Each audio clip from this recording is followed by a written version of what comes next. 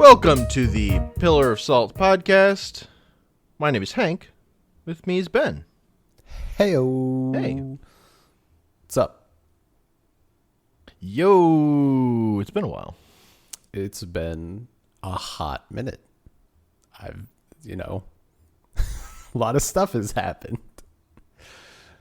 Not necessarily terrible stuff. Not necessarily terrible stuff. I mean, my computer died, so. Your computer died. That's no good. I got COVID, which is Oh, yeah. probably worse, but also it wasn't that bad. Mm-hmm. That being said, the first 2 days was some of the worst I've ever felt, which I suppose is fortunate, but also I can't fucking imagine what unvaccinated people on wave 1 were dealing with. No thanks. Mm-hmm. No fucking thanks. My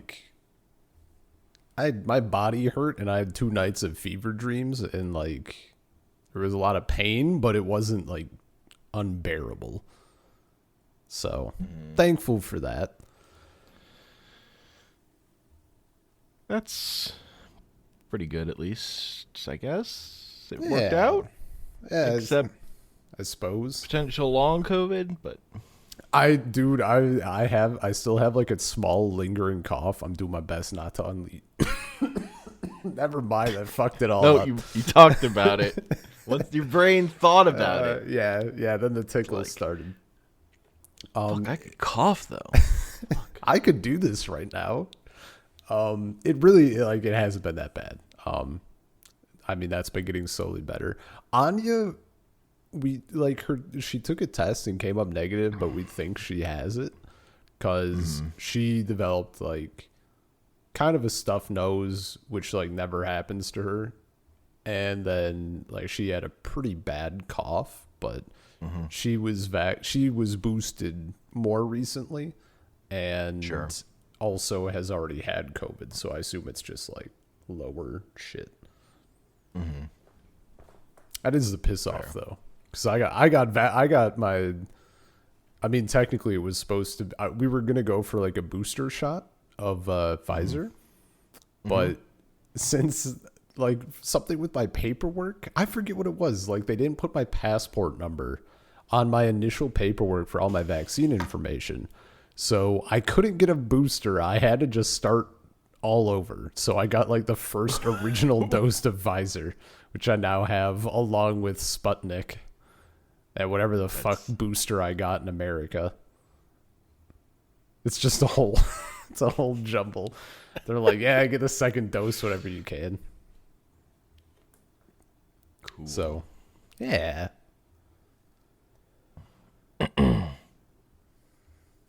Yeah, other than that, stuff's been good. Armenia was cool. Not literally, that was a hot trip. The slap in the face was that it was low hundreds the entire time. Mm-hmm. And we got back to St. Petersburg and it was 75 and it felt just as bad. The humidity is I'd never realized how insane the humidity here is, but yeah,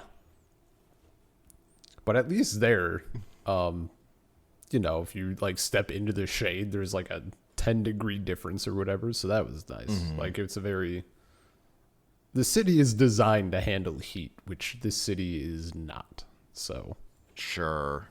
Yeah, when a place gets actually to a ridiculous temperature, human beings have figured out how to fucking deal with it. Oh, dude, yeah. On his family's apartment, it was not. There's no air conditioning, but it wasn't bad inside at all. It was better than our apartment.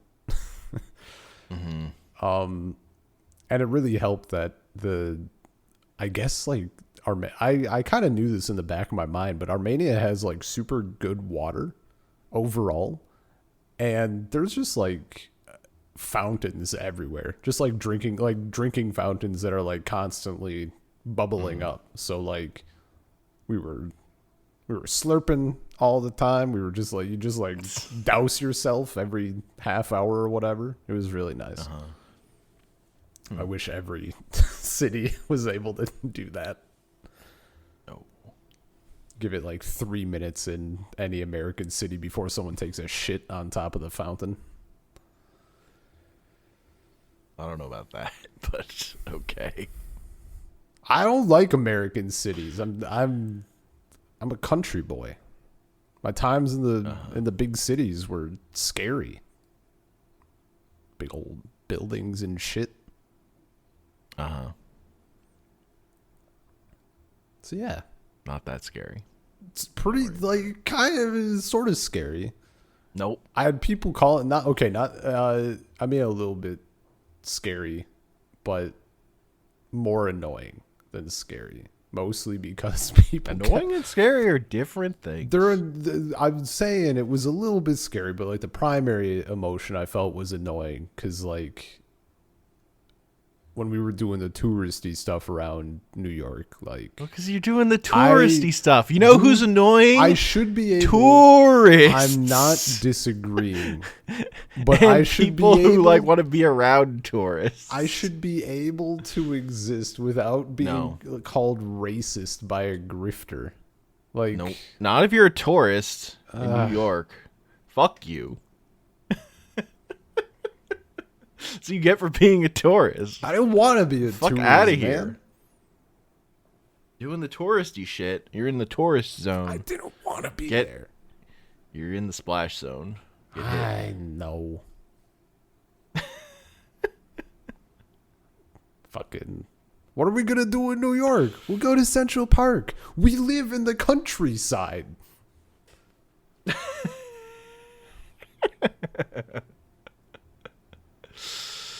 That's very funny.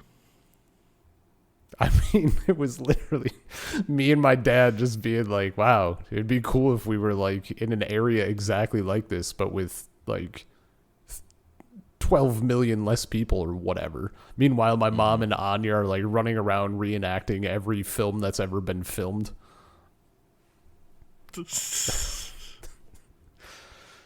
Not true. I think all films take place in Central Park. You think that, but that's what big Hollywood wants you to believe. Some of them take place only in underground bunkers. Just makes me think of the hell is it? Buried? The dude in the coffin in Iraq or whatever. In the coffin. Like the whole movie, or Afghanistan or somewhere. The whole film is him like in this coffin that's been buried under the ground, and he's like just like Craven's Last Hunt. It was, I hate Spider-Man that film story, or that episode of CSI that was directed by Quentin Tarantino, where one of the characters is trapped in a glass coffin, and it's slowly cracking, and fire ants are sneaking in. While he's on camera and the rest of the cast is like watching him be trapped there. Can I give you spoilers? Sure. Okay. Well, for anyone who's curious about the movie Buried, however you want to pronounce it, spoilers incoming. It ends with them, like the people he's on the phone with are like looking for his coffin, right? And they're like, we're digging it up, we're almost there, we can see the coffin, blah, blah, blah. And it turns out they found the wrong coffin. And this whole time, dirt has been, like, sand has been filtering in. So, like, he's fucked. Hell yeah. Everybody watching the movie, it was, like, me and a group of friends. Everybody was pissed. And my roommate, who had seen the movie before, was laughing his ass off. Hell yeah. Like, he was so ready for us to be upset. He won. He definitely won. At least somebody won. We were, like, throwing shit at him. It was a good time. I don't like the film, but I like the memory. I'd rather just watch Kill Bill 2. I've watched like 20 minutes of Kill Bill once. Was it 1 or 2? Because she's only buried in a coffin alive in 2. Well, it definitely wasn't the one that had that. Yeah. I just thought you had like a fond memory of watching the film with friends. That makes more sense. Buried alive in Volume 2 and punches her way out. Fucking spoilers. Spoilers, true. True. There's a Volume 2? You son of a bitch. I think a lot of the like best of movie lists that Kill Bill won is like at this point consolidated them into one movie for space. That makes sense. I mean, I think I want to They're pretty different movies is the one thing though. Oh. They like appeal to different sensibilities. Well, because 1 is like just a big fight, really, primarily. And 2 is like a movie with like that like jumps around in time. Gotcha. And it's like slower paced and stuff. So if you just want kinetic action all the time and an anime sequence and people spurting blood everywhere, I don't not want that. I don't not want that. What the fuck was you want Lucy Liu? You need there was Volume 1. What the fuck was I watching recently? It had to be. I don't watch that many things. What was it? There was a box cutter. There was a box cutter and something, and nobody warned me. What the hell was it? Oh, that's gonna bug me. I watched fucking nothing, and I still can't think of what it would have been in. That's funny. It was just there. It was like, it wasn't the worst, but like, it was still just, I wasn't expecting it at all. Oh, Everything Everywhere All at Once. Oh, okay. It does not, so, it doesn't get like used, but Aw. the close up hand at the side, blade. Is extraction the word I want? That doesn't seem correct. Yeah, sure. That's not because you're like pushing it out. I don't know, but them like pushing the blade out slowly. I'm like, we don't need that. Come on. It's a boring shot. And it's cursed for me specifically. How dare you put it in this film? Just trying to get me excited. Someone in the writing room, they're like, all right, we're gonna put in this shot. It's going to get some asshole named Hank absolutely stoked. He's gonna be absolutely jacked up on this. Simultaneously, it's gonna make another asshole called Ben want to throw up, and they're like, this is win-win. Throw it in. I mean, it makes me a little I need the payoff. The fact that there's no payoff is, you need the marriage now story. I don't care anymore. You need the marriage story sequence. Yes. God. Fucking brutal. Easily. What a fucking good sequence. Holy shit. I didn't think that anything would be topping, like, I didn't think anything would be topping the Breaking Bad bit unless it was like just like some sort of snuff film or something that was like way too much. But no, they did it. They did it, and it was in like is it the fact that it's an accident? Does that make it worse? And it accidentally does it to like, himself. It was like kind of he's playing with it. He's just fucking playing with it like it's a toy, and he's doing this bit, and the bit alone is like hella cursed. I treat anything remotely like a box cutter, like the few times I've had to use like a scalpel or whatever to cut stuff. I treat that shit like a twice loaded gun. Like, I just assume that it sitting on the table is going to leap up and like jab at me. Just on high alert. But it's also the fact that like he goes down his arm, like it's a big cut. It's like right on the arm, like he's pressing in. Yeah. The fact that the rest of the film like isn't on that, like in something like Gangs of London, at least I'm like on the wavelength, you know? Yeah. This is a thing of violence, whereas Marriage Story is just a family drama. Yeah, it's just that a then- drama, and then suddenly they're like, kapow!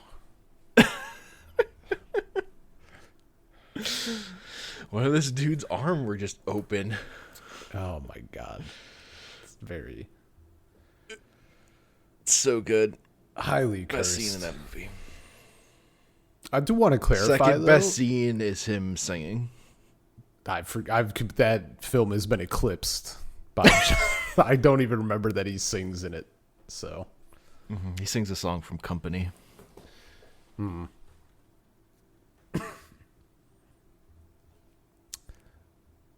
I'm fine with like flesh wounds in real life, though. Like if I were to get cut with a box cutter, I mean, I'd be pretty fucking upset for other reasons. Yeah, that's not a Especially- fun thing to have happen to especially you. if That it's makes in- sense. especially if it's intentional. That would miff me quite a bit. But like I can handle wounds on my own body. That doesn't make me nauseous in the slightest. Or like, I mean, I don't like. There's a limit, of course, but like cuts and shit. Like if someone else is dealing with stuff, like it does. Like I don't know. My dad has sent me a picture, be like, "Look how fucked up my shoulder is," and it's just like all messed up, and I'm like, "Damn." Like that doesn't bother me.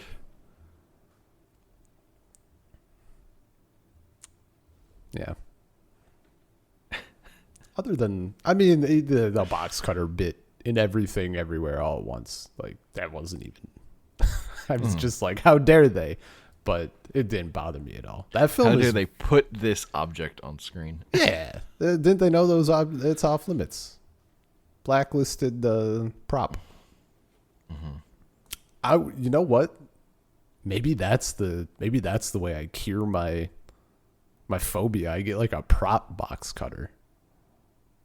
Then you can become Adam Driver.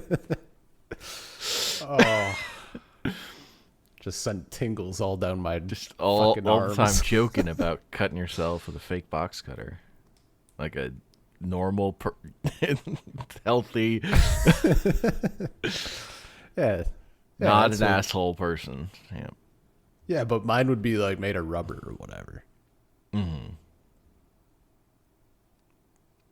Till it gets someone replaces it. Dun dun dun. That person would die. Like Not that's if you die first. nope. If they're, I mean, if that person would be gone, I would all my strength into revenge, into a blazing point of fury. I mean, that would be pretty fucking evil. Yeah, that's like straight up psychopath shit. I mean, unless you're like a famous YouTuber or whatever, then it's just like, it was a prank, bro. Hey guys, we're gonna fucking get Ben so good. Check this out. Welcome to Jackass 5. Oh, I can't. Yeah, I can't do those films, man. It's too much. It's I not haven't even. watched Jackass in a long time, but I like those. I like that shit when I was younger. It's funny. Yeah, I guess we would have been Those guys are fucking idiots. But Yeah, no, I guess it would have been 1 and 2. They made like the first 2, and then there was a huge fucking gap, right? I have no fucking memory. Yeah, I don't no even clue. know that how many of the movies I've watched. I mostly watched the show. There was a fucking show. It was a show on MTV. That's how it started. Wow, wild. It's the same as the movies, just skip Yeah, after skip. yeah. I assume I did okay. Yeah, okay. Jackass 2002, Jackass number 2, 2006, and 2.5 was 2007. I assume those are the ones I watched with friends, and like that was fine. But like I can't go back to them. That shit is Sure. cursed. in a different way. I don't know, man. It's just mean. It's just mean, and like I don't like watching people destroy themselves. Also, have you do you know anything about like Bam Margera currently? I mean, I did like 5 years ago or something. Okay, it's probably like on the same trajectory. Like I feel Yeah. bad for that dude. That shit's rough. Yeah. Steve-O's doing good though. That's honestly, I would have predicted. He's like clean and fucking everything else. He's like doing just like decent shit. I think he's vegan and stuff. I don't know. He's like super healthy. Well, did you ever watch Bam's show? I saw like bits of it. My friend was super into it, and I just couldn't. Yeah, my friends would just watch it, have that shit on. He's just like fucking yelling at his family. Dude, all he's the just time. being a dick to his family. It's I like, could never come stand on. it. Like Yeah. the only episode I remember is him like cutting his dad's Hummer up to make it like a convertible or whatever. It was some dumb shit and just fucking yelling. Ugh. Yeah. Just yelling. But like the worst part is that like I don't think he was acting in hindsight, like knowing all this shit about him. So it's just rough. Uh-huh. I mean his best role is still there was some skate film from like I'm gonna hazard before I check, I'm gonna say 2001, maybe 99 or 2001, no in between, no high, no low. 2003. Okay. He was in the movie Grind. He had a little cameo, and that was nice. And then after that, it all just went downhill. So, Sad. yeah. But, oh well. Happens. Yeah, man. I don't know how to pivot out of that. If it was like earlier or I had a coffee, I feel like I could swing out of it. Like there are options, you could go into like Tony Hawk or like reality shows or something. I've been reading the Berserk manga. Here we go. Oh, you picked it back up. No, I have. I mean, I was reading it while you were gone, and then I got to the thing, and then I was like, I can't. Oh, okay. I had to Okay. stop. I haven't, You got me I so haven't excited. gone back to it since. You got me so I got to the excited. thing. No, I haven't. Look, But man, we haven't talked about it. I just told you gotta- that it happened. You just got to get yourself into. I was thinking of this earlier. I was thinking of it. You got to get yourself in the headspace of like, what the hell is it? Yakuza-apocalypse? Yakuza Apocalypse. It's not Yakuza one Apocalypse. word. I keep wanting to make it one word because like it's right there. I feel like an idiot now. I've been thinking of it as Yakuza-apocalypse this entire time.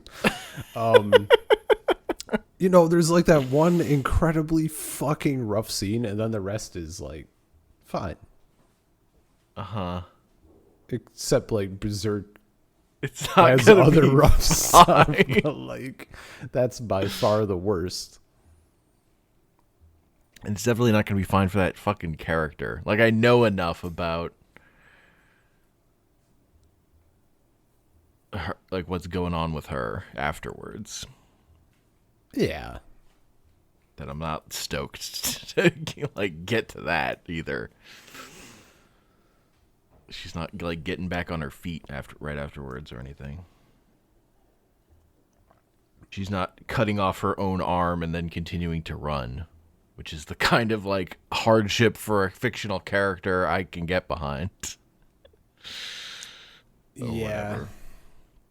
Or that gets me excited to read about.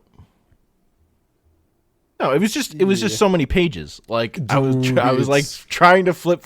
I'm like, I just have to get past this, and like it's just another page and another Oh page. no. Yeah, Like, no, you can't. No, flip past it. like I hit a point. I'm like, I would rather fucking read literally anything else in the world. Get me out of here. Did you listen to me and Paul talking about it then? Yeah. Yeah, when I guess more him when he was going through like all of the pages you can remove, and you can just there's so much that you could have fucking cut out. It's just dumb. It's just dumb. Yep. But yeah. Yeah, and this that it's not even about her. Like she completely Excuse you? objectified in that moment. If it wasn't about her, then why did she have like 30 pages dedicated to her? Checkmate. Like no, literally zero interiority from her. God, What? She said don't look. it's not interiority. That's her saying a thing. Yeah, but it was quiet.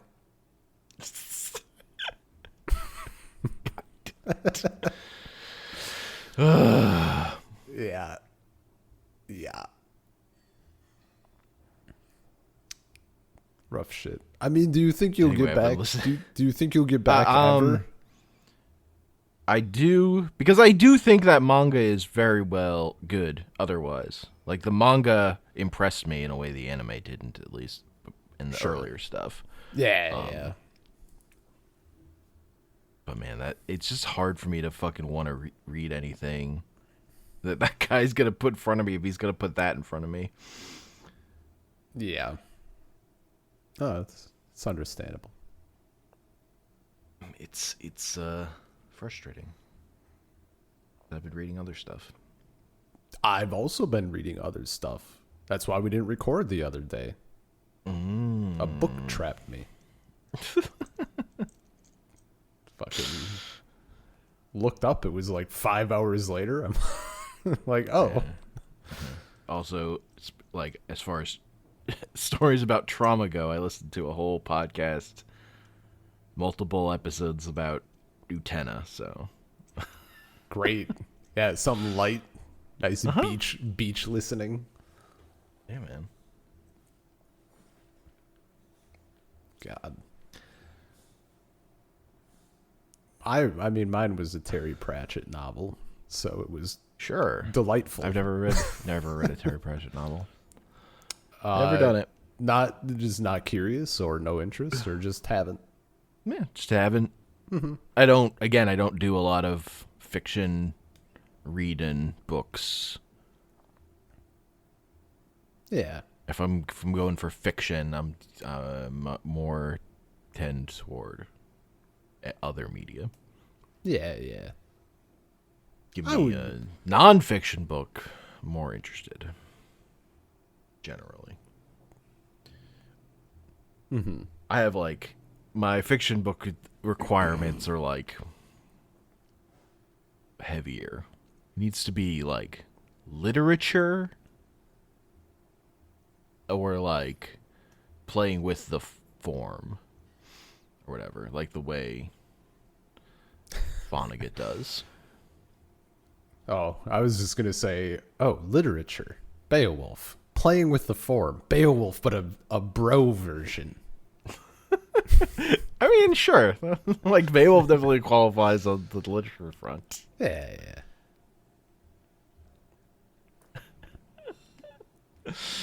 Oh man. So I've been reading Doro Doro, which we're gonna do for a podcast at some point.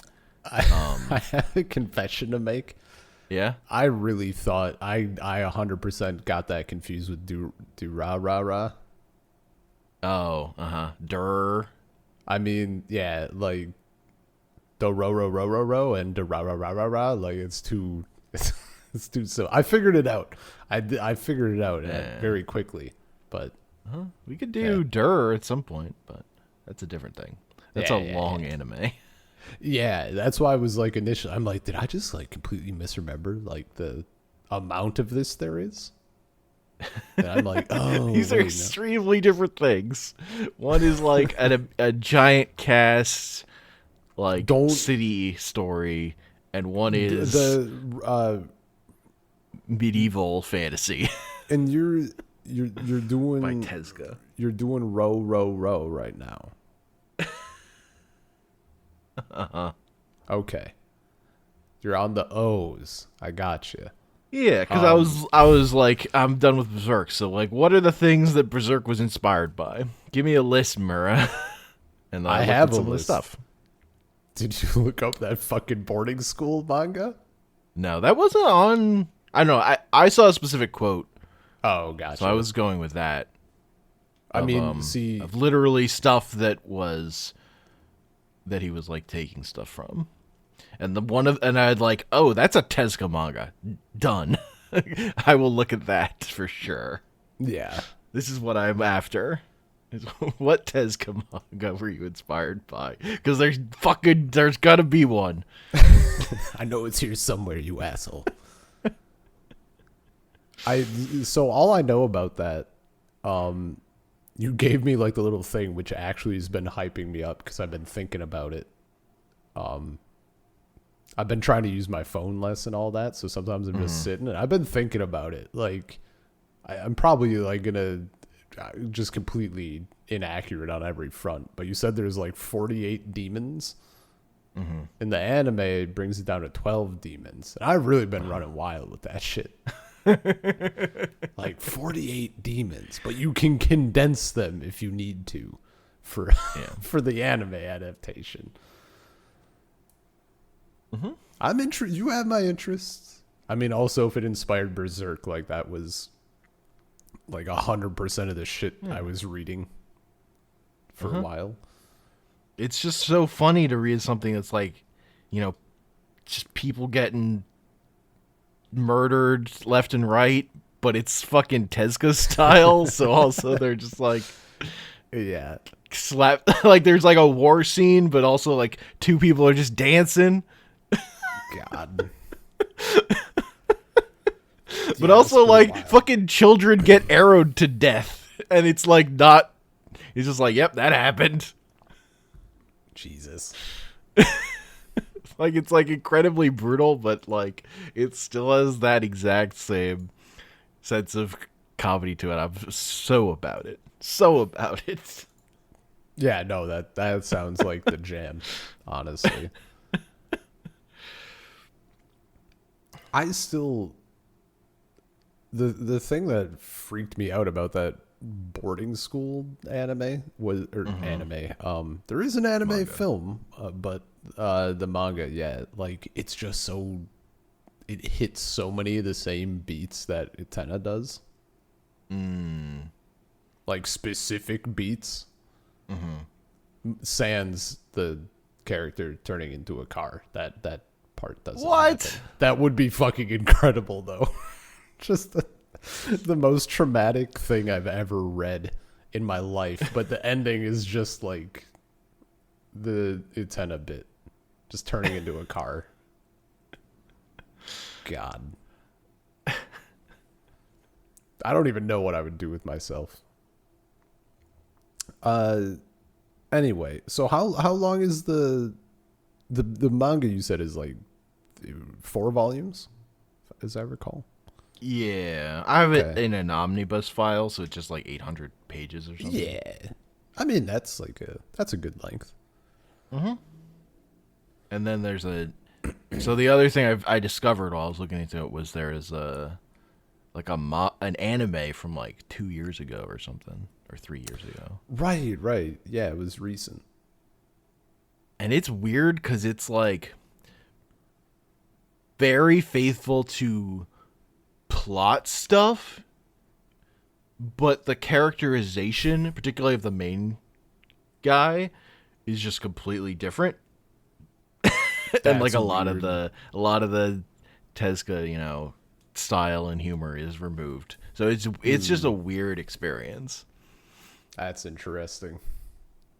I mean, that also has my attention. Well, it's because I'll just say it. It's because like the plot is this character had lost all his like organs, have been split up between 48 demons. Okay. But in the manga, he's still like he can talk. He can't actually see or hear, but he's like got heightened senses, so he knows what you're saying, so he can just talk to you. So he's still like chatting. But in the anime, he's mute.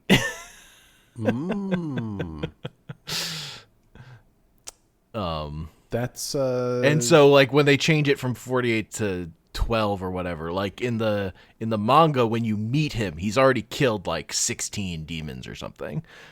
Whereas in the anime, he has not killed that many. He has not regained his tongue or whatever. He has not regained the ability to speak. So I've like watched multiple episodes of the anime, and he still hasn't gotten his. That's wild. His ability to talk back. He got like his nervous system back, so he can feel pain. And like the last episode I watched.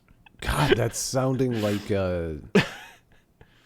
it's a book, and there's also a film. It's like about a war, like a soldier who was wounded in like World War II or one, as fiction, like historical fiction, but like doesn't have any of his senses left due to injuries. So he's like trapped in his mind. Mm-hmm. Sounded like that sort of shit. The anime got all up on showing him as a baby with no skin, nose, or eyes. Oh, that's cursed. Or ears. That's just a little. Yeesh. Oof. Yeah, that's some. I'm just imagining that, but like it's baby Astro Boy. Yeah, pretty much. Oh man, he's just scooting around on the floor, trying to like suck up from his little water dish. Oh. That sounds like super interesting though. That's So like the big thing is fresh. The specific thing is he has like prosthetic arms that pop off, and he has two swords like attached to his shoulders. And that was one of the sources Mira cited for like the idea of his protagonist having a missing limb. Nice.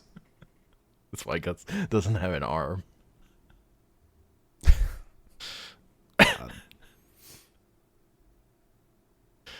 I think. No, I mentioned, I think when me and Paul talked about it, like in the English translation where Guts is like groovy. That fucking reference. Pretty good. No, I'm excited for that manga anime combo, doing one then the other, whatever. Separated. Yeah, I don't know when we'll. I really want to do the manga because I've been really enjoying the manga. The anime is just interesting. Yeah. More than anything, so that'll be later. Is that in our current schedule, or is it after the 14 years of Sailor Moon? I think I moved it up. Okay. I think it's like I kind of want to move it up again. But all I did was I swapped it with Fist of the North Star. We got so much shit to get through. Which I looked at like the first enough Fist of the North Star to go, oh yeah, no, this manga has enough character, unlike what I've seen of the anime, that I would rather read this. Yeah. And this could be fun. It's so interesting with that stuff of just like when you just look at the comic and you're just like, oh, this just has more personality than like the animation was able to get across at that time. Dude, I feel fucking ripped off every single day since we did Rose of Versailles. That manga looks so much more fun. Just completely, such a different thing. I mean, I'm happy. Kind of, but it's also like not as much about Oscar. Yeah. So like isn't that such a weird idea though? You're like, it's got so much personality, but also it's like not about the character. It's like way more about Marie Antoinette. Yeah, no, that's meh. But Like she literally, when she finished that series, she then went on to just do a story about the comic about Napoleon. yeah, the one that you can't find. Yeah. Yeah. Nobody's translated to English. No, I think if I had to, I mean, obviously, like I looked at the manga and I was like, man, that looks like fun. Hank chose the fun thing, but in hindsight, I'd rather watch the anime first and then do the manga later instead of reading the Sure. manga and then trying to slog through the Yeah. anime afterwards. And it was because I've seen the anime before. That was why I did it. Yeah. Hey, I was gonna do both, honestly. I just like Yeah, so having was so much I. more fun watching the manga. It was- That is the other thing. It's just like some of this of only doing one version is just, physical time. It's like yeah, I only got so many hours. yeah. I got more time now, though. No graphics card. I've been playing games way true. less. With the exception of fucking Monster Hunter, but I got that out of my system. 134 hours. I think I put in it was like 80 hours in a week. I went sauced on that game. But I'm good now. I'm fine. I'm clean now, I swear. I'm good. Yeah. I purged it. Started playing a bit of Skyrim, but I'm My hunt is ended. I hunted all the monsters. That was literally it. The slug fair. to you gotta unlock the shit at certain levels and Yeah. whatever. Yeah, I know. The Monster the hunted. the slog between MR70 and MR100 is insane. Because there's nothing that gives much of a level. So by the time you get into the 80s, everything's giving you half a level at best. And then it just gets worse. This is where we start the real grind for the true players. The real Monster Hunter starts here.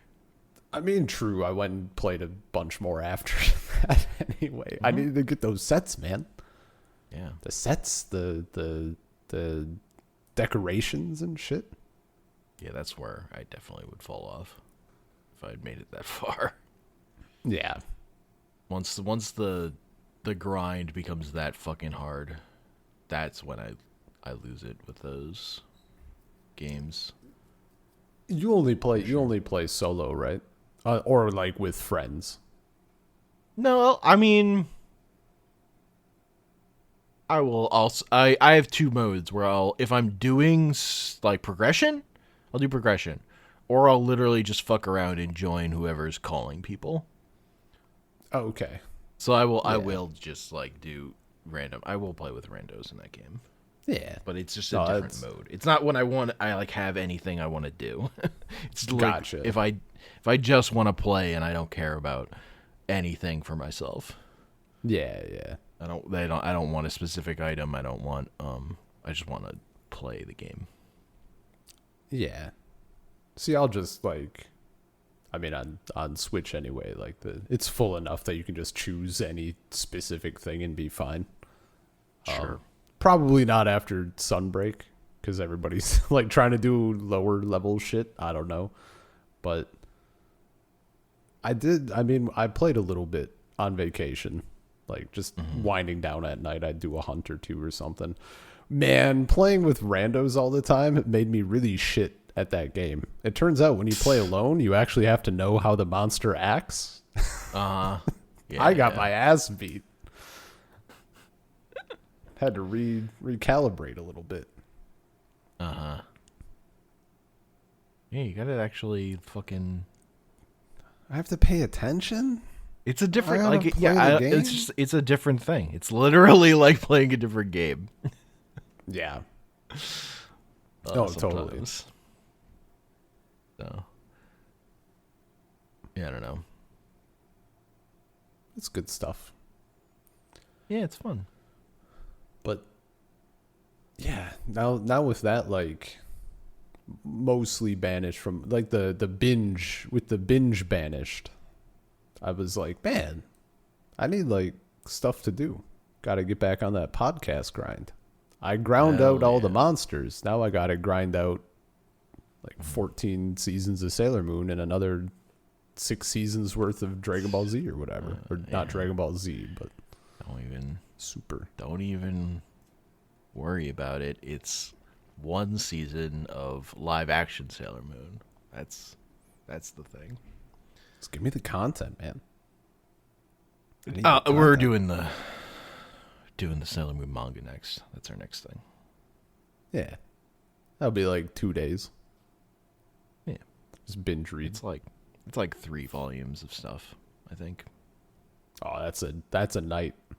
No, wait. Were these like trick volumes? Were there like a trillion pages? No. Okay. Well, because I have the I'm working from the Eternal Edition or whatever, which are slightly bigger than normal. They're like full size books, not like little manga size, but they're also thicker. So I think they're like a volume and a half, and it's 2 of those. So I think it's 3 volumes. I know what I was thinking of. I know what I was thinking of just now. Sure. And I completely forgot it existed Batman? until this Batman. Yeah, Like, yeah. It's not. oh, No, they're not as long as the Batman three volumes, but it's like 18 volumes of content. Oh my god, those were so chunky. Those are chunky books. I warned you. I didn't listen. You're like, just beware. This is chunk. I didn't fucking listen at all. It's light. I was reading, doing it. I was trying to do chunk. it all like the 2 hours before we recorded. No. Not literally, but like the night before, I was like, what have I done? It's like, I feel like I'm in fucking university. Doing your homework. I have to read this entire book in a night. And it's like, it's not like heavy. It's not. It's just that There's just that so comic much. is just nonsense action.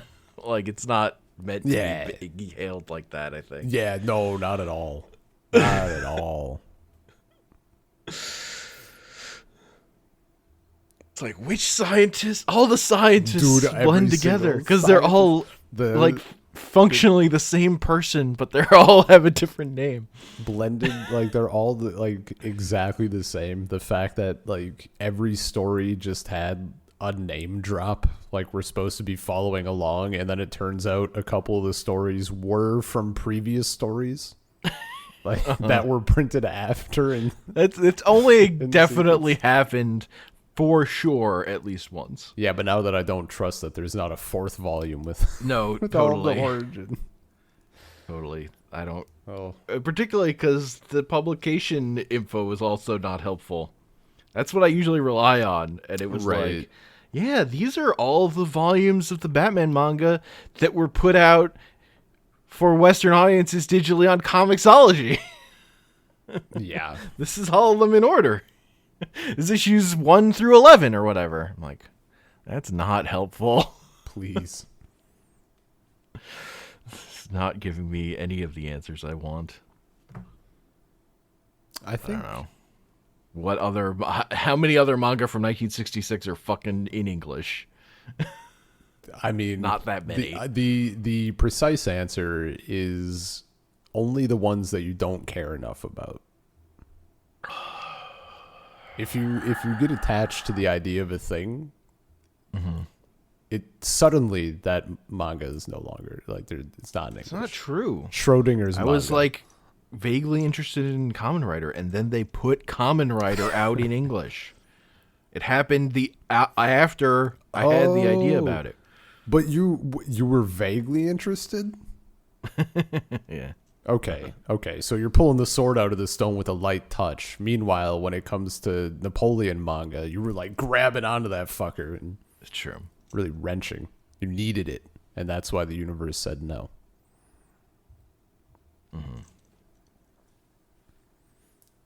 True. It's like the other most prolific mangaka of all time, who I think actually might have written more manga than Tezuka, from what I've seen, and like almost none of his shit is in English. or Yeah. at least it's like in print.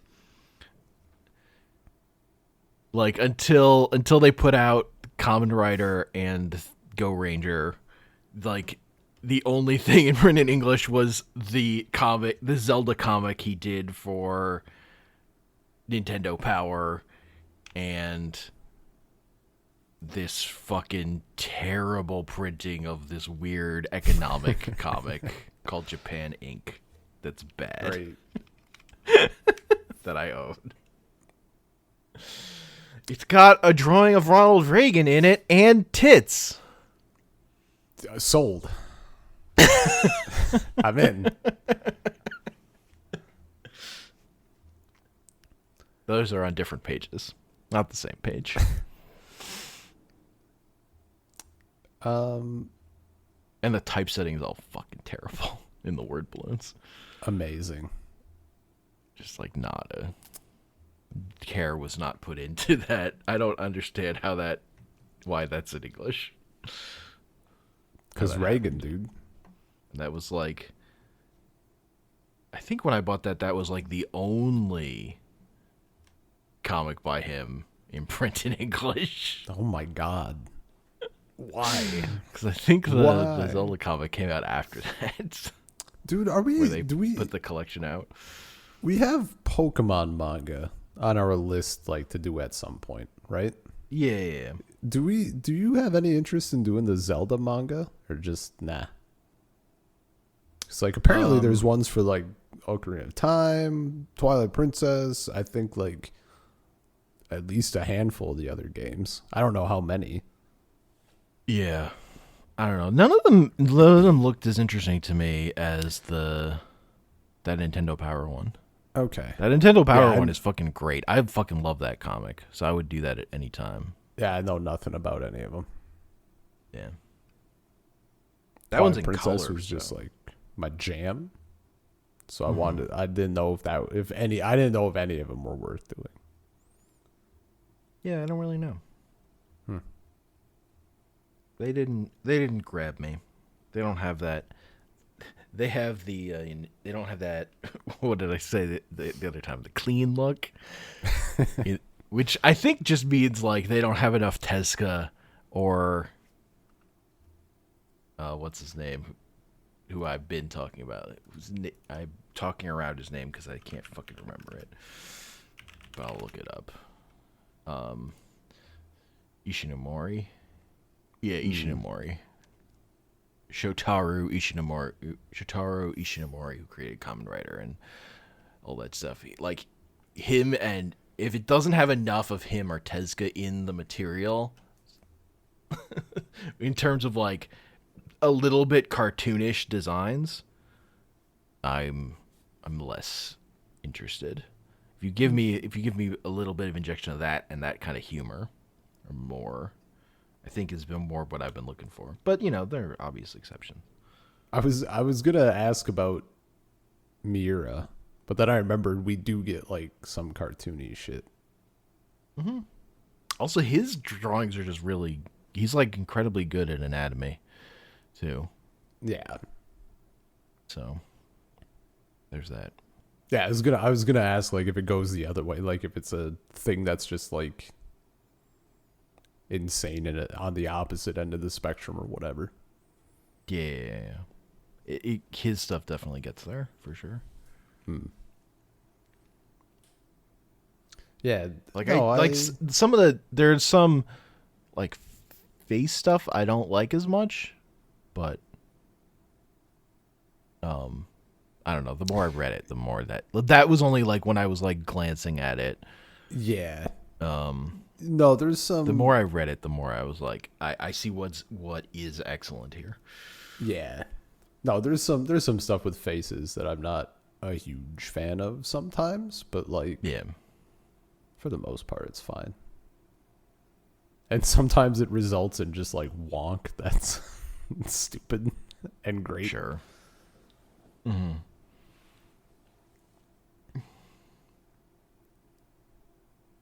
Man, was it the Tenna manga that you found uninspiring? Yes. Yeah. And I've like when I was listening to that Utena podcast, and one of the people on there had read it, and another person was saying how they didn't connect to it, and then they talked about stuff about it. I'm like, yeah, I'm not reading that. We're What? like, Jury isn't gay in the manga. It's like, nope, done. Yeah. They're saying the manga of the movie is a little better. It's more expressive with the faces and stuff, because part of it's just the drawings of the characters are not emotive. Yeah. No, I mean, I looked at it on top briefly. On top of dumb stuff. Yeah, I looked at it briefly, and it didn't like. I mean, it didn't grab me one way or the other. You know, it wasn't. It didn't feel distinct. If you want to find out about Tenna, like living with her aunt or whatever after her parents died, and like maybe go to school in Amsterdam or whatever, like the manga's for you.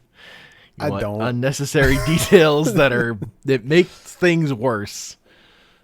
They're just like, why? I think the manga's got you covered there. Great. And, being less gay. I've actually... You want Jury, like, being hot for Toga? Manga. Yeah. Ugh. Yeah. Ugh. I've just remembered. I read a manga. That was a while ago, I guess. I mentioned it. I read Junji Ito's A Town with No Roads, A Town Without Streets, something along those lines. Mm-hmm. It was fine. It didn't get weird enough, you know? Sure. Like, it was so close. It felt like there needed to be, like, maybe another 20 or 40 pages or something, and shit would have popped off. Because it was getting weird. It was, like, getting there. Yeah. It was the exact same vibe as, like, I can't remember how it's pronounced. Spiral manga. Uzumaki. Uzumaki. You can remember because it's Naruto Uzumaki. God. That's his name. Or Boruto Uzumaki. God. No. But it's like the same vibe. Like when the wooden houses start coming together. And like shit's kind of building. It like gets to that, but then it just stops. It just ends. Yeah. And I'm like, I've never been so blue balled by a piece of media before. Like I was getting so fucking hyped. It makes sense that he would have stories that just don't get there, though, right? Yeah. I mean, there's a ton. Yeah, he wrote a lot of stuff. Yeah, but it was still like, I mean, other than that, it was solid. It was there. Yeah. Just not I can't remember any of these fucking names. The one with the planet with a mouth. That one. I was literally trying to think of that one. Like, that one fucking stuck with me. Like, I don't know why. Like, I didn't, at the time reading it, I wasn't super hyped about it, but like, yeah, it's there, man. It's just in my head. It goes for it. The world ends. I don't know. Yeah, dude. And I mean, like, obviously, fucking Cat Diary is uncontested grand champ of. I mean, it's everything. Just untouchable. It's fucking untouchable. It's just so far so above. Good. It's so far above and beyond other shit. Like, it's unreal. I took all my skills of fucking horror. I just told a comic about my cats. And the fact that his wife is just like also drawn like a horror Yeah. thing, and like just how he applies the. I don't know how to call it. It's not necessarily like he's drawing himself like a demon, but he's doing like the super exaggerated, like fucked up expressions for himself. Oh, That's so just prime. Just so good. absolutely delightful. It's so funny. It's so perfect. That's one that I need to get physically at some point. I stopped in a manga shop in Yerevan in Armenia called Anime Otaku. And they had a shitload of figurines for sale, like an impressive amount of figurines and nearly no manga. They had like volumes 2 and 3 of Berserk, a bunch of Demon Slayer, the entirety of Naruto, like just every fucking Naruto thing that's ever been printed, and like a random volume of Sailor Moon or something. Like it was just this weird, like maybe, I don't know, maybe there was like a banger in there that I just don't recognize, and someone in the know would be like, they have this classic 40 volume thing, like that makes sense. But I was just like, this is nothing I'm interested in even remotely. But it was all in sometimes English. you just have all of Naruto. It was so much I had no Naruto. intention of owning the Naruto manga. It just appeared to me, and I had to have it. Is it Like like literally, it was like so cheap. I was just like, okay, I have to fucking. Is it buy even this. is it even in like Gucci volumes or something that take up less space, or is it just like 800 little books? No, I just have like a shelf of little books. I don't even have all of Naruto, but I think I have all through before the big time skip, like halfway through, like the first half. And it was just like, it was like $2 a volume.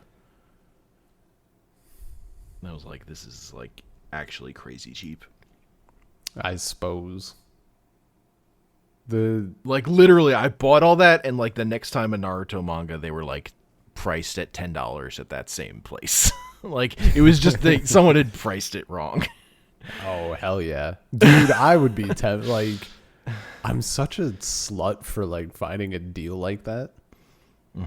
Like even if it's a thing that I don't care about at all, it's a very good way to get me to purchase a thing. I cared about Naruto just the right amount. Where I like that series. I'm so much worse. I heard DuckTales was going off Steam, and I was like, maybe I'll want it someday. I bought that shit. No, I know your video game sickness. It's not even video games. Like, if someone was like, this book is never going to be printed again, $50, I'd be like, here's 50. True. I need I'm the person who's like, is this the last piece of pie? So it's like, no, there's another one in the fridge. I'm like, okay, well, call me back when it's the last piece. Need that extra deliciousness, the scrumptious taste of exclusivity. Yeah. Well, the weird thing was for me, it's been like during the pandemic with the, you know, because there's supply chain issues, like there's problems with everything, but there's been a paper shortage for comics, and reprinting manga in particular was hit by it. So like with a lot of the manga I ordered, it was like I would go to write stuff, and they would just let you order it even though it wasn't in stock. And then you would just sit on that order would just sit there for, you know, like a year and then eventually ship. Wild. Yeah. Like, yeah, this volume of Dragon Ball Z just literally isn't anywhere on the internet. I'm just going to wait for it. I mean, that's the weird. Isn't that wild? Like Dragon Ball Z is just not available currently. No, that's like insane. It was like with Rose of Versailles. I'm like, okay, those are fancy books. I get it. But fucking Dragon Ball was like that. I'm like, man, that's fucking crazy. Pokemon manga. I was waiting on that for fucking ever. Like, yeah, I was gonna say, I remember looking up like volumes of wow, I'm just not remembering the names of anything we fucking read. Astro Boy detective thing. Pluto. Pluto. In my head I was like, there's no way it was called Psycho. That can't be that. Okay, Pluto. Yeah, Jesus. Yeah. And like all of the volumes were reasonably priced for the most part, and then like volume 3 was like the entire GDP of the United States. Like, yeah.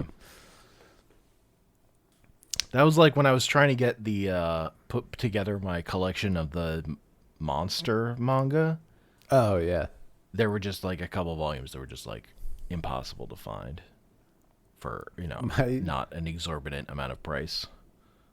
But they have since reprinted that in nicer volumes. my thing that I've been like kind of tempted. I've mentioned before that there's a Pokemon manga that's like super cutesy, and it's like everybody's named after a nut. And I really like that. And I would settle for like PDFs and shit. But like I remember renting that all the time from the library, borrowing it from the library, I guess. When I was little, and I was looking it up, and it was like, I looked up, okay, well, there's this many volumes, and then they did like they encompass like stuff from Gen 1 and 2, and then there was like a break, and this person, like the creator, released the third volume, like kind of, I think unofficially, or not third volume, but like Gen 3 shit unofficially or whatever, and like also translated into English or had it translated or whatever. It's like impossible to find all of it, and I was looking around and somebody said the magic words, I think this may be lost media, and I was like, I really want to prove that wrong, but I cannot dedicate that time right now. I don't want to scour, but man, I hope it's not. Like, I want to read that shit. And it's weird that it, like, someone's, like, people were looking up, they're like, oh, well, so I, like, found leads that it was, like, hosted at this place, but there was, like, only the first three volumes are left, and the other, like, 12 are just, the links are all broken, and I don't know. Stuff's wild. And it can happen to, like, anything, Not anything, but yeah. I mean, I don't think, like, it's still Pokemon. It's wild to me that it's a Pokemon thing, and it's, like, just impossible to find. It's cutesy. Yeah. It's Pokemon. What's not to love?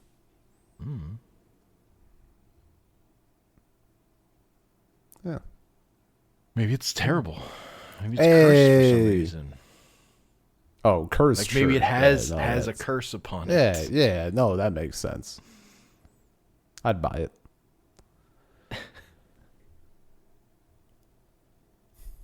Anyway. So the other thing I've been doing is reading a lot of Marvel comics. I've noticed. I've noticed you're really pumping through them. Yeah. Well, I got a new tablet. That's like a lot of my comic reading has been because of that. Nice. So that I can go ham on Marvel Unlimited. That's how I was reading. That's how I burned through Berserk. Was when I got that. Oh, okay. Yeah. So I started with catching up on Miss Marvel because of the Miss Marvel show. Yeah, it makes sense. I was like, this character is like literally always good whenever she shows up. I like the first issues. I have the collection of the first stuff of her comics, and I had like bought the first couple issues, but that was like right when I fell off of comics completely, where I burned out. I was just like, I know this is good. Let me just fucking, catch up with this. And I burned through the whole run that the original writer, G. Willow Wilson, had. And that shit was just all good. There was one issue that I think is bad. And it's because it's like a get out the vote issue for the 2016 election that's just incredibly naive. And I'm like, man, this didn't age. Yeah. But then, like, it gets redeemed, like, a few issues later where the election, the, like, local mayor election that was about gets, like, the other candidate who was working for Hydra just get, like, put instated into office off screen. It's like character. Wait, what the fuck? So that made it better. It's like, yeah, no, this is correct. This is the reality of Marvel Comics that should exist. So that was good. Nice. Yeah, but then her she left the book, and the next run didn't grab me. So I moved on to other stuff because it was like about sending her into space. And like part of what was good about that comic was her connection to her local community and stuff. Okay. And just it like hits me in the way that sometimes sending the X-Men to space hits me. I'm just like, this is just kind of a waste of the supportive structure of this character and these stories. I'm just like not as into it. Interesting. I mean, so maybe like so that like but that could have just been one story. Like I'll get back to Ms. Marvel at some point, but like I had read enough Ms. Marvel, I was ready to move on to something else. I mean, I've seen you've been doing Avengers stuff. Yeah. So the next thing I did was I read the most. I caught up to where it is on Marvel Unlimited with the most recent Moon Knight comic because that also had a Marvel show. Yeah. So I did up Moon Knight, and that referenced a thing where he had like Khonshu, his god, had fought the Avengers. He and Khonshu had like turned on the Avengers, and kind of the state in which Moon Knight's in at the start of that book is like dealing with that. With like, I did this stupid thing where I sided with my god against the Avengers. That was dumb. And I remembered a thing about like Black Panther fighting Khonshu that I'd heard about, of like someone I like about comics being excited about that or whatever. So I decided I'm gonna read this Avengers run, which is like the current Avengers one, which is like over 50 issues deep at this point. Like Jason Aaron's been on the book for a while, and it's just really fucking good. It's like exactly what I want from Avengers, in that the stories are just fucking big. And also the Avengers aren't tied to the US government or being all fascisty. These are the things I need for I need it to not be that, and I need it to be, just giant stories. So the Avengers are dealing with, at the start of that comic, just Celestials are falling from the sky dead, like all over the earth. And that's where we start. And but also it's like, as I've like kept going with it, it's also just been really good at seeding its ideas, and like it introduces so there's also like one earlier issue, Marvel Legacy or whatever, that was like setting up new stories and stuff, where I guess this got established of this idea of like the prehistoric Avengers, which is like caveman time Avengers, where you've got Odin, you've got the Phoenix, you've got the first Iron Fist, you've got the first Black Panther, you've got Ghost Rider, and it's a dude on a woolly mammoth. Oh my god. You've got the first Star Brand, and he's just basically the Hulk. And and they just they're out here fighting Celestials. And it also introduces the idea that like the reason Celestials came to Earth is not because of they had like a plan for Earth, which has been some of the stuff before that of them seeding like intelligent life. It's there was a Celestial that had like this it was infected with these like bug monsters, and it was just dying, and it just fucking puked off. It like fell on Earth. It was just like fucking bile was spilling out of it. And that drawing's fucking good. And they go back to it like multiple times. Just like, this is why humanity developed the way it did, was because this dying Celestial showed up here. That's actually dope. I love that sort of concept. Yeah.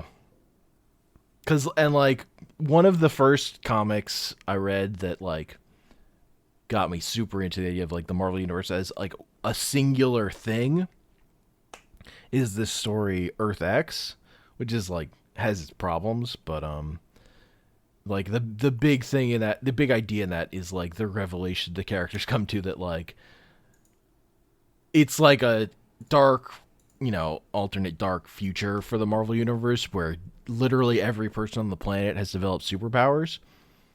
It like kind of just links in everything, where like the reason people on Earth get powers and the reason mutants exist, it's like all tied to the same thing.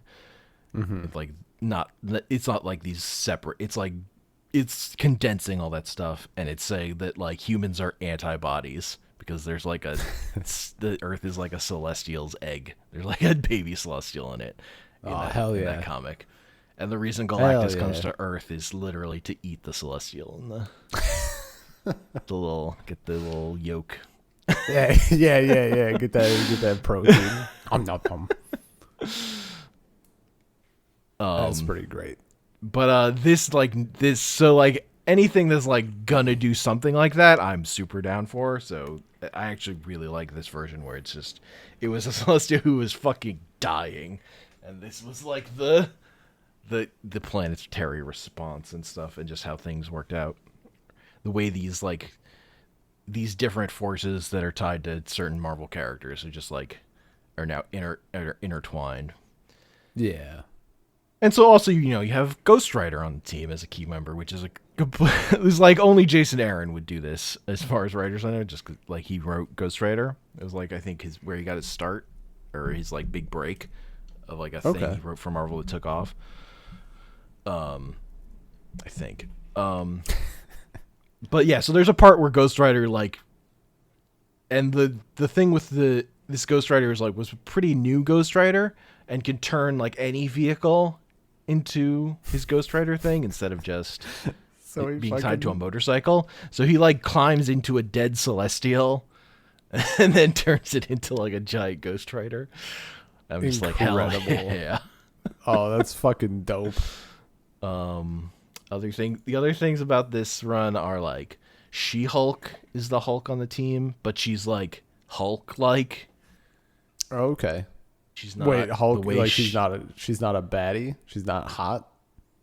She's like still hot, but like super beef, and also go on like Hulk, like just pure rage kind of stuff. Damn. And also she makes out with Thor. Maybe I gotta read the new Avengers. It's like there's just like stuff where like she's like allowed to be ugly or whatever. Yeah, man. So that's fun. And then they introduced Blade to the team because the second story is about Dracula. It's like a vampire war. Shit. Oh, that's wild. I constantly fucking forget Blade is a Marvel character. I know it. Like I'm familiar with the fact, but fucking. Oh, that's great. It's just Blade is on the team now, and that's fun. He gets a little he takes this from one of the villains, but it's like a little man thing who's like this like swamp monster that makes you burn if you feel afraid. Great. And is like and like Blade just has like a little. He's just got a little guy on his shoulder. This little plant guy, and it lets him just like grow like stakes to have in his arms whenever he needs them or whatever. Oh, hell yeah. Like the villain was using it as like ammo for his stake machine, like machine gun. Yeah. Oh, that's dope. It's just like so fun. And the other part of it that I just inherently like is that, so I guess in the Marvel universe at this time, SHIELD's been dissolved. So the Avengers aren't working with SHIELD. They instead, the head of the Avengers becomes Black Panther, and they're all being set up by Wakanda. So like they have a support, like then they have the Avengers, and then there's this team of lower characters to do like spy shit for them, who are just like agents of Wakanda or whatever. But that also means that then the story sets up their relationship to like the Russian superhero team and the American superhero team, and what they've got going on. And like both are evil. I mean, yeah. Shocking. The Russian one is led by the Red Widow, who you don't even know what the deal is with yet, but she just fucking murders people all the time. Yeah, that sounds right. And then the U.S. government has I guess Agent Coulson died, but now he's been resurrected by making a deal with Mephisto, and he's super evil. And he's got the Squadron Supreme of America is the U.S. team, and the Squadron Supreme is they're like literally just a Marvel Comics Justice League analog with their own like Superman, Batman, Wonder. Like they're exactly. I got what you were saying. It's America's SS team. Yeah. Yeah. Great. But there's also weird stuff going on with them where they're like super brainwashed and stuff. Yeah. The comic's just been building stuff with like Mephisto, whatever the fuck Mephisto's plan is. Yeah. Like Khonshu takes over the world just because he's freaked out by Mephisto and trying to like assemble the things, but also he is like making a play to take over the whole world at the same time. So it's like, fuck you, though. You know, a little twofer. Yeah. You get moments like Moon Knight gets the power of the Phoenix briefly or whatever. Khonshu just steals Mjolnir from Thor. Because it's like, you know what, Uru? The Mjolnir's made out of Uru. You know what Uru is? Moon Rock. It's mine, baby. He just takes Mjolnir. Oh, that's great. The other thing I read was, so as the run was going, I hit an event comic that happened during it, War of the Realms, which is like Malekith, the evil dark elf, like unleashes the 10 realms against Earth or whatever, the other 9 realms.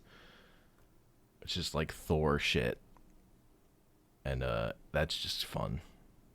Because Jason Aaron is also the one who before he was on Avengers, he had a big Thor run. And that's where like female Thor got introduced, and also the idea of the God Butcher, and he was telling the story about like the Thor of the past, the Thor of the present, and the Thor of the future, and how they were all like fighting the same enemy.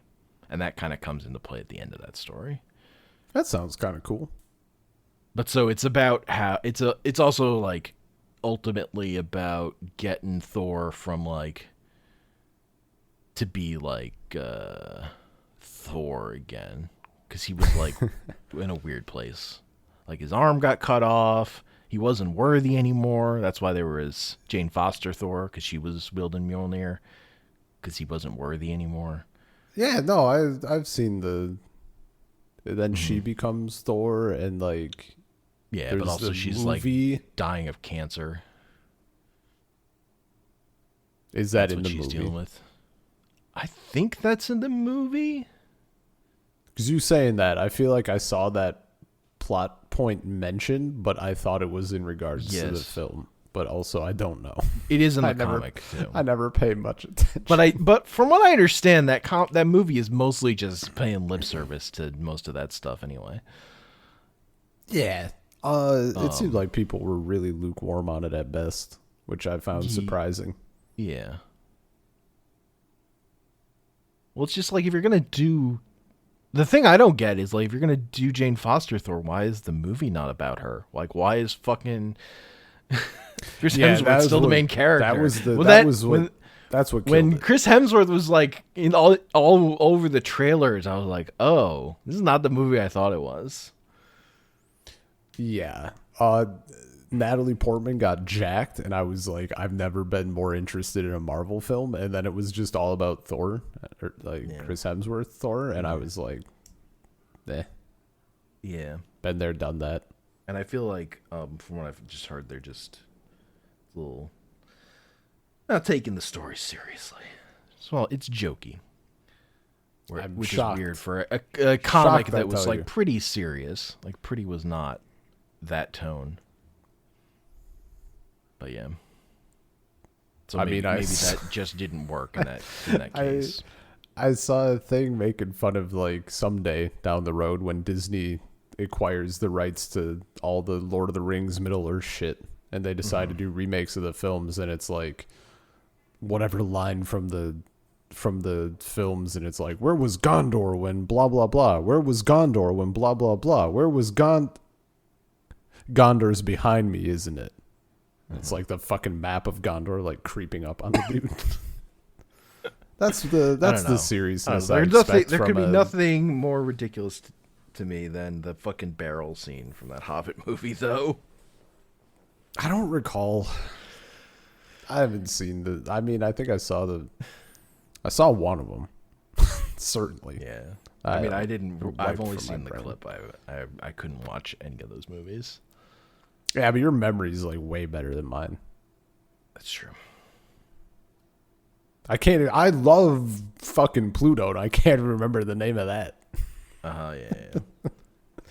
No, it's just the scene of like the dwarves and where they're going with the dwarves and the barrels, and it's just slapstick. This is like CGI nonsense Yeah. of them bouncing around. I mean, that was like the fucking, was it Last Jedi that had like the little space communication? He's like doing the bit.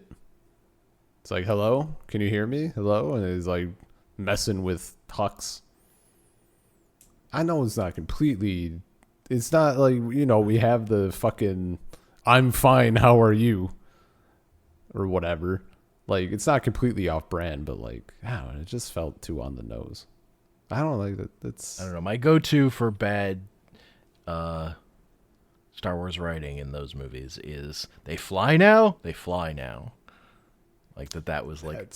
I mean, yeah, that's thing. pretty That bad. was. That's how that movie opens. That like, line. Bad sign. That line and somehow Palpatine returned are like Somehow by far the most, like, whenever people bring that shit up or like they're making fun of it, like those are the top two easily.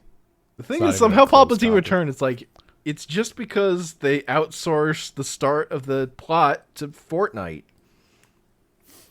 Yeah, That has an explanation at But, least like, why that's bad.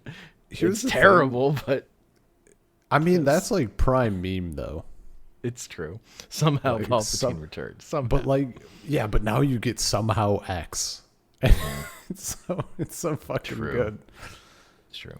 And that's the most important thing about Star Wars is it being a vehicle for memes, so True. can't hate on Yeah. that stuff too hard. Yeah, no. Hate on the other stuff. The part where that movie is boring and sucks. That movie was cool. That movie actually did one thing. Nothing within the film. It was an external thing that they decided to do for that film as fucking cool. And I wish more films would do it. If you what is it, like any movies? I don't know, the digital code you do with the Blu-ray or whatever.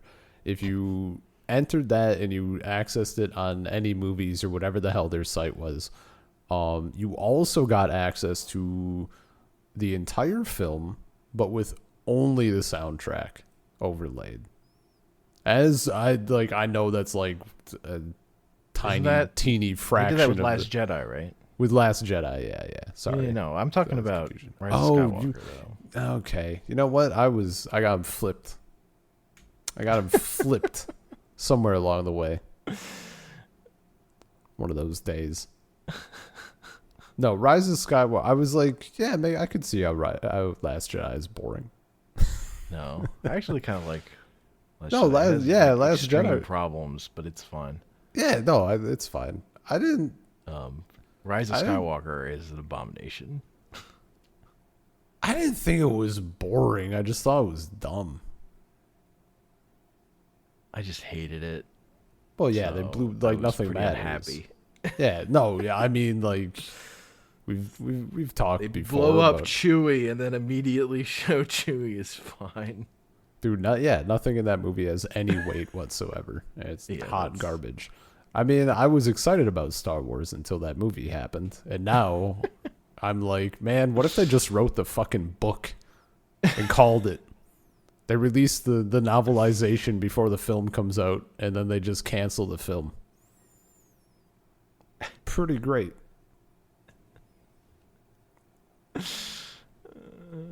I don't actually I'm not gatekeeping shit. I enjoy the bit to death, but it's fucking whatever. Anyway, I do gotta get going. It's been like 90 minutes. Yeah. Sure. But yeah, I'm still trucking along with that Avengers thing. I haven't caught up to present day. The thing I'm excited about is the current Spider-Man run. Finally, the first issue is up on Marvel Unlimited, so I can finally start reading that because I've been fucking dying because I've heard nothing but good things about the current run. Nice. In terms of like Spider-Man's just like, broke and miserable. The shit that people have been waiting for. Yes, the there's the people who've been dying for this kind of Spider-Man and giving the people what they want finally. Instead of him like owning his own company. The fucking it's like all this shit I saw after Spider-Man No Way Home. It's like him alone in the apartment or whatever the fuck, and then it cuts to someone just like cheering. Oh, is that his absolute lowest point? Like, this is what it's all about. Yeah. Also, it's being drawn by one of my favorites. So. Oh, nice. Have they done anything I know that we've read? I don't. Probably we did. John Romita Jr. did something we did, but I don't know. Okay. I can't think of anything. I mean, we're at the point. We didn't do World War Hulk, but he did draw World War Hulk. Man, I'd be down for more Hulk shit. God, Planet Hulk was so good. Yeah, it was. It was. Shit's good. There's a lot of good media out there. There's a lot of good. The other thing I've been reading is Batgirls. Okay. Which is about Stephanie Brown, Batgirl. Fuck, I can't remember her name. Other Batgirl. Fake fan. Who originally couldn't speak English. She only spoke violence. That was how that character was introduced to the comics. She only spoke the language of violence. Cassandra Cain. Her dad didn't teach her to speak a language. He only taught her violence. She could only talk by like punching people. And she communicated. They eventually gave that one up and let her talk like a person, but an introverted person. Naturally. Them and like those two, and they're young and they're like living with original Batgirl, Barbara Gordon, who's doing more of her Oracle shit of like coordinating and being the yeah. sort of- Then she got like fucked up or something. yes, right? And that's what led to killing the rest of joke. She got Yeah, paralyzed, yeah, and yeah. the bad that was a bad story, but the good outcome of that was making her Oracle, which was where she was like the network between all the superheroes that just was Yeah. like incredibly made the Yeah, stories better because it they've- like provided a network for which the characters were connected to each other and stuff. And they flipped it and then they fucked it up. Right? They did when they did the reset or whatever. I read the hobby drama post on this shit. Yeah, they just made her Batgirl again. Yeah. They like terminated it and people were pissed. Yeah. As fans tend to do. Yeah. But so like just having all those characters like interacting with each other, I'm just down for it. Because one of the big things that made me drop off of DC Comics hard was that Stephanie Brown, who was like a character who had like gone through like bad shit, but had like come out on the other side like now Batgirl, and had like a really good run that I really love. And then they like reset the universe, and she was like literally in no comics anymore. Yeah. And Cassandra Cain wasn't in comics either. It's like so like they were telling well, we've gone back to the original Batgirl. I'm like, fuck you. You had characters you'd built up over years that were interesting, because like when you build legacy characters up and they get to like be characters and have character growth, and then when you throw that away for your dumb universe reset or whatever, I get mad. Yeah. No, that's been. So they finally did an event where they, it's been long enough that then people who cared about those characters are now like writing comics or whatever. So they brought them back. Yeah. As is the cycle of comics. Dude, that's 95. If a character gets shit on, you just need to wait long enough that someone who was around reading comics when they were good, an interesting character, is like writing comics. Yeah. They can write about them. Dude, 95% at least of any of the like hobby drama posts on comics start with like, so they did a universe reset. This is why these fans were angry. Yeah. I was reading about the Starfire thing. It's just like, I don't even know the Starfire thing. The thing with Starfire is I just don't think that character was ever in comics as good as she was on that cartoon. No, that sounds right. I mean, they just like hyper sexualized her and also like decided that she has zero emotions or memories or whatever. Okay. I mean, that was also a character that was kind of always hypersexualized. Yeah, they took away anything else. Sure. But sure, I Yeah. can easily see how they would fuck her up more. Yeah. I think it got better because that dude, I think the dude was like he's like a fucking creep too. Naturally. But Great. I don't know if he was forced to get his shit in line or someone else took over. Probably the latter. And it like got better. They retconned in a thing. They like did a stupid Deus Ex Machina sort of deal, but like the result of it was she gets to remember shit and like have her emotions, because like part of it was like she didn't remember any of the Teen Titans sort of stuff, I guess. Weird. I don't know. Like it sounded fucked up, but all's well that ends well, I guess. Until someone else ruins it. Sure. Yeah. But so there's the thing with the Batgirls is just like the book I've been waiting for. But I guess I guess there've been stories with these characters that like led up to this point that I'll probably track down at some point. But Yeah. for now, I'm just, just give me Stephanie Brown. God damn it. She was called the Spoiler. That was her original superhero name. Pretty good. The Spoiler. Yeah.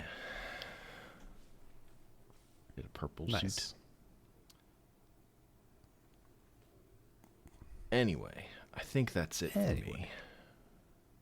I've been playing HOTS also. Yeah. As you do. I don't need to talk about that. Just trying to think if there's anything else. Oh, Hank. No, I can't let you go, Ben. I watched the Aim for the Ace movie. Yeah, that's right. You mentioned. I'm gonna give the show a chance. Still, I think. Sure. I'm gonna try. The movie. I had a good time. It's just, I don't know that it's not enough by itself, I think, to do a podcast. It has to be in context with other stuff. Yeah, I would say. Mostly it's just like, what if I just wish you were gayer? That's my main takeaway. Yeah. I wish the plot were less driven by her, like, like a kind of abusive teacher who sucks, who's like in the movie. It's like his motivation is finally revealed, and it's so fucking stupid. And you're just like, oh, this character has to die. He has to immediately die, and he does. And then the movie ends. It's like this guy's explanation was so bad for why he was doing this that he just had to drop dead immediately. It was the only option for go forward. Curious to see how that turns out in the anime. This was another. So Aim for the Ace was another. For those who don't know, it was listed as a Miura inspiration, where along with Rose of Versailles, he watched the anime and then loved it and went back and like read the manga. So, and this is one where you can't find the manga in English. Yeah. I'm curious to see how and even like finding some of the anime was difficult for me. Because there's like however many, there's like 4 sections or whatever the hell. I don't know. Yeah, I tracked down everything except there's like the second one, which is the same story portion of the manga as the first anime, but just done again immediately after for whatever reason. That one I couldn't find. I found everything else. Yeah, I think that was also the one I had trouble with, which led me to just ignore the other 2 parts because I was like, I don't want 1, 3, and 4. Sure, but we'll see if it might fizzle out after 4 episodes. Who knows? Yeah. And then I'll watch the movie. We could. The thing for me was like it was just like, oh, this is extremely sports anime where it's just all about the next match or whatever. Yeah. And I would be so the problem with that becomes that then the story really becomes about like introducing you to the next person that she's gonna have a tennis match against, and it's just this endless parade of new guys or girls. Yeah. That's the part where sports anime, I'm like, I'm just out. I don't care anymore. Stop showing me new people over and over again. That was like the deal with the sumo anime. Except they didn't quite do it. I thought it was going to be so much worse, and they didn't really do it. But they fucking revealed their tricks. They were holding back. In like the last episode, every single character that you've met then got like 3 minutes of full backstory or whatever. So we did nothing for the entire last episode while they're fighting, and I was like, you fucking got me. I thought we were in the clear. I thought we pulled through this because we met this character like 15 episodes ago. Nope. That's pretty good. Yeah. Because that's what happened to me with the sports anime. I kind of think is the best at just being, it's about a sport, and it's the animation is good and stuff. Was it Judo Girl? Which is no, Okay. it's a more recent anime because which is Haikyuu, which is about boys volleyball. Oh, okay. That show's just really good. Like it Nice. builds out the characters on the volleyball team really well. But then it just hit the point. I got to the point where it was about, giving you. It was all about the interiority of these other teams that they were fighting, and I'm just like, I can only go through that so many times before I completely lose interest. I mean, here's the thing. I'm kind of in the mood for that sort of deal, but what I'm truly in the mood for is just a goddamn Dragon Ball tournament. I just want the fucking tournament, my dude. I want it so bad it hurts. Now, when Haikyuu was doing Showdown at the Garbage Dump, I was all in. Jeez. Showdown. It's about how both teams are like fucking scrap animals or whatever. Like there's like a Ravens versus like cat team or whatever. It's like, yes, amazing. This is everything I want. But could never, from what I saw, never recaptured that glory. Yeah. I got bored by being about some other team. But speaking of volleyball, the last thing I'll talk about is having done Aim for the Ace. Then, oh yeah, you like, found the. But what's the first sports anime? Like, what's before Aim for the Ace? What was it, like Death from Above or something? Attack number 1. Yeah, close enough. It's about girls volleyball. You showed me the intro. Yeah. Attack. She's that just was getting pretty good. good. She's just getting the shit beat out of her.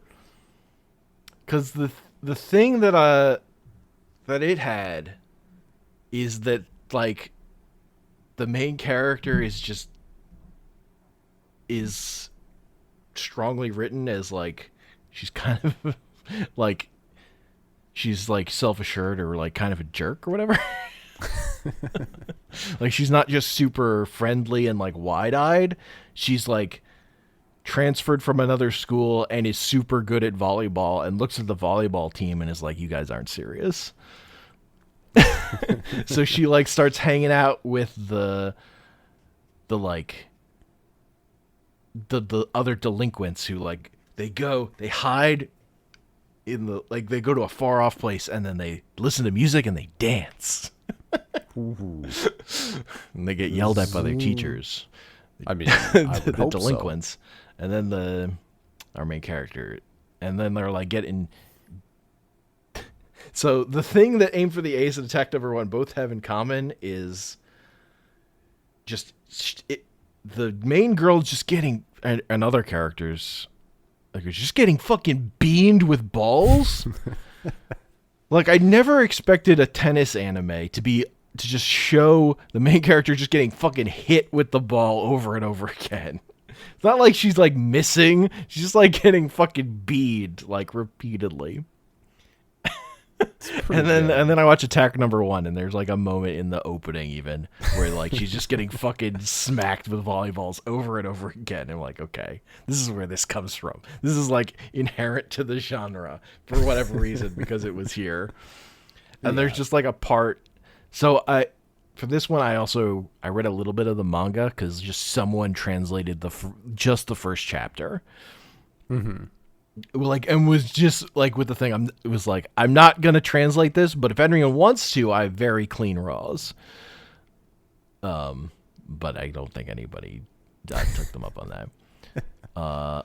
The main thing of the manga is like the characters' eyes are fucking insane. Right. Yeah. You showed me the thing. They're like voids. They're like voids with like just little star dots all over them.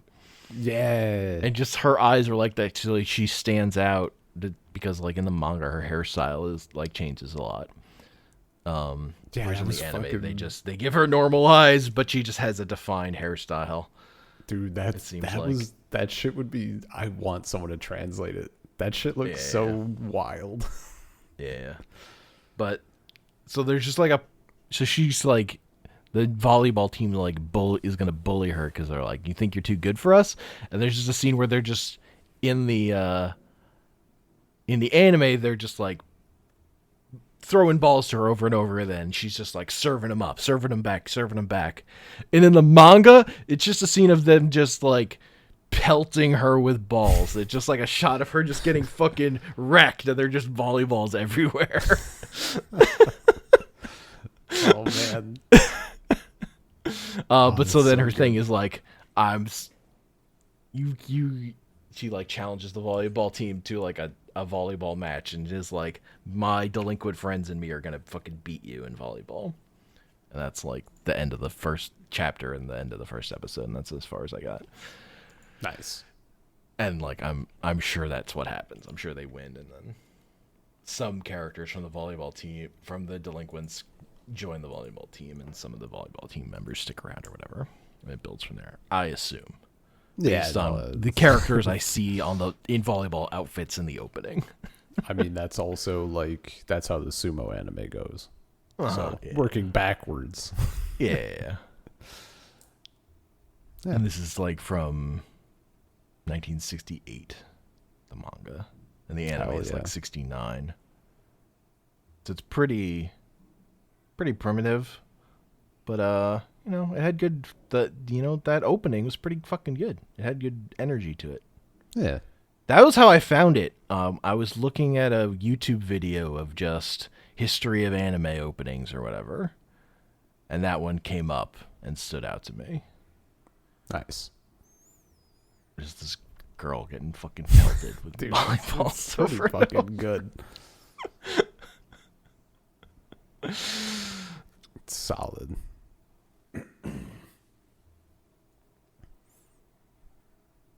Yeah, but like, and there's just like a scene where like, the teachers are all like, she's delinquent or whatever, and then she like does super good on her test, and then the teachers are all being nice to her, and she's like, fuck these teachers. There's no reason for me to be good at school. They just want to be nice to me if I'm fucking too good on tests. Fuck them. Yeah. I'm just like, I mean, hell yeah. Yeah. What a good main character.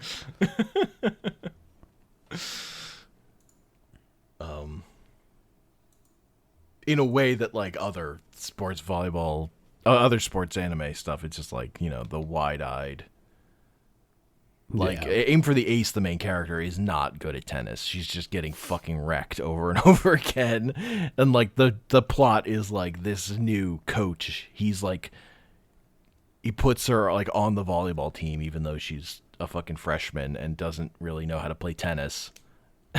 And he's like insisting, no, she's gonna be good. And she's just getting fucking wrecked over and over is the dynamic. Right. It's a different vibe.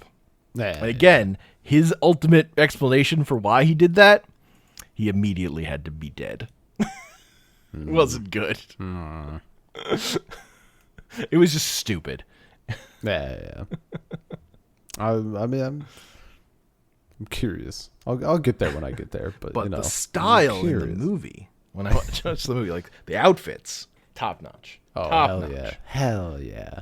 And the way the main character is pining over the super good girl tennis player who has the long flowing blonde hair. Also pretty good. But that's, it's kind of all it is. Yeah. Not gay enough. Never gay enough. Well, I'm comparing it to Onisama A, which has like weirdly like the same kind of setup in terms of like main character. There's this same kind of character who gets who's like the one who's getting fucked over or whatever by not getting into the thing. Like instead of a tennis team, it's a sorority in Onisama A. Oh, right. Yeah. And like that character that's like is like all mad about not getting it. It like has like the exact same hairstyle in both series or whatever. There's like this blonde girl being in the part of the thing is like the same kind of character design. There's just like a lot of similar stuff, but Somebody is just a much more gay show. It's just a much more gay series. I mean, that's Like what it's about. that like is about the main character falling in love with this girl who's like smokes and is just doing drugs all the time, like just fucking fucked out of her mind, high, and like throwing knives at the wall because she's Hell fucked up about that blonde girl who's like her stepsister or something. Oh, it's all fucked up. But it's like the characters are just like completely deranged Yeah. in a way that's like way more interesting. Yeah. The That sounds drama, right for the a- drama in soap opera is much higher to make up for the lack of tennis. Yeah. I mean, I'd hope so. You gotta have Although something. I was watching, I was like, fucking, when are they gonna get to the sword duel? And then the character pulls out a box cutter. I'm like, fucking yes, finally. Son of a bitch. Motherfucker. All right, I think that's podcast. Motherfucker. I got there. Tied it all back. The biggest fucking circle back of all time. Absolute long con. Yeah. SoulCirclePodcast@gmail.com. SoulCirclePod on Twitter. I'm on Twitter at Comic Panels. And I'm Find our episodes anchor.fm/SoulCircle. I'm just Ben's not on chilling. Twitter. Yeah, I'm not on Twitter. That's why I'm chilling. He's Arguably. free as a bird. Fucking bye.